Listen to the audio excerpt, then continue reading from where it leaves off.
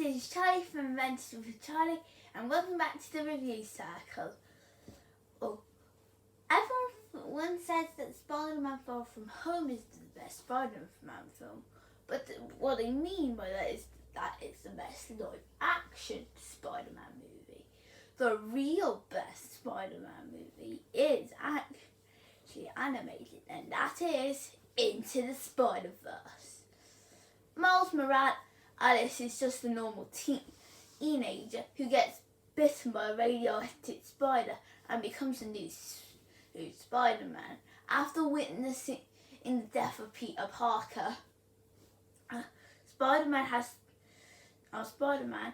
and with Miles has to learn how to be Spider-Man. And however, for not long after the Peter's death, another Peter Parker shows up, as well as other Spider-Man from different dimensions. And Miles has an hour mission to get all of them home, stop an evil villain who Kingpin and destroy the Collider and save New York. Now,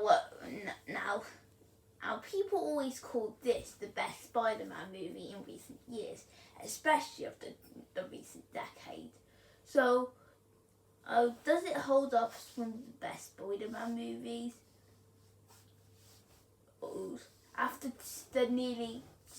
After a year, nearly 2 years is after December, I can happily say that this is easily the film animation is made for. So let's start with the characters. As the big one, and especially with Miles Morales. He becomes one of the most amazing characters throughout the movie, as he has to learn lots of new things about being a Spider-Man. As the movie will progress, he worries if he's not right to be the next Spider-Man,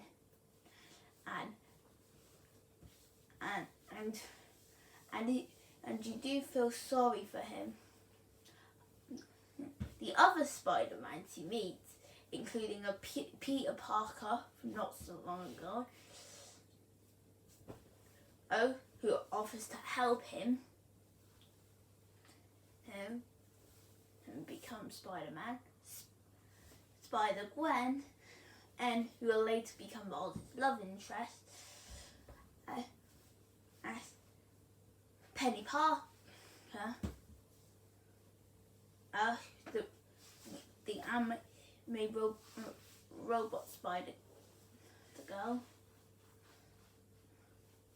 Spider-Noir, and Ida Ham, who are both the comic leaves. They do offer a lot for a bit of their character. Most of them, like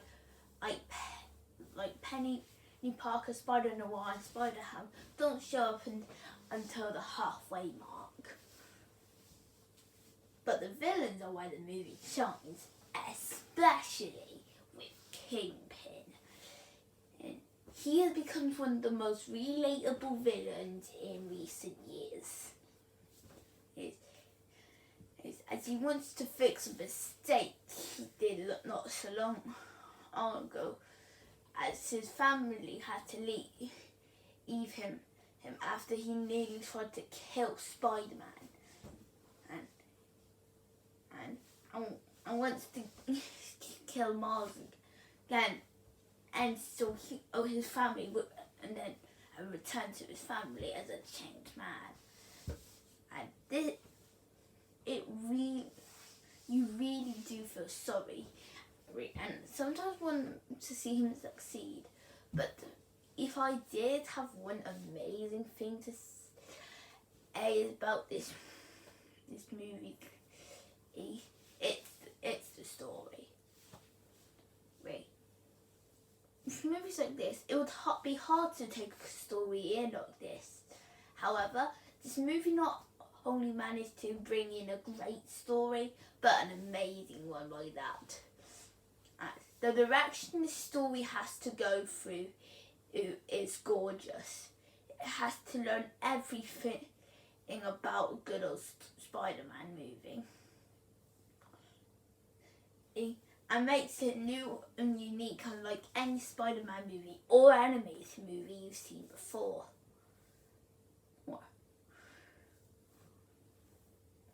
Speaking of the animation, that's definitely the best part of the movie.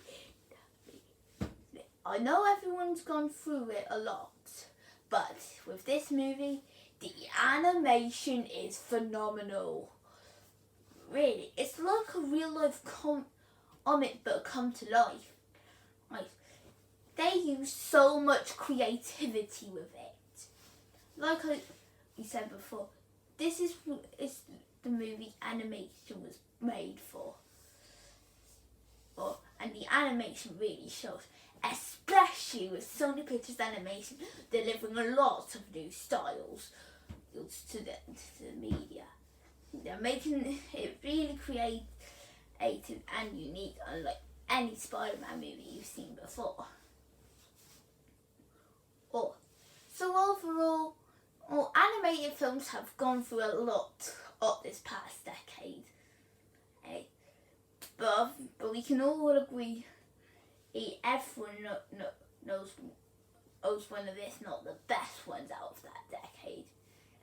Especially with this one.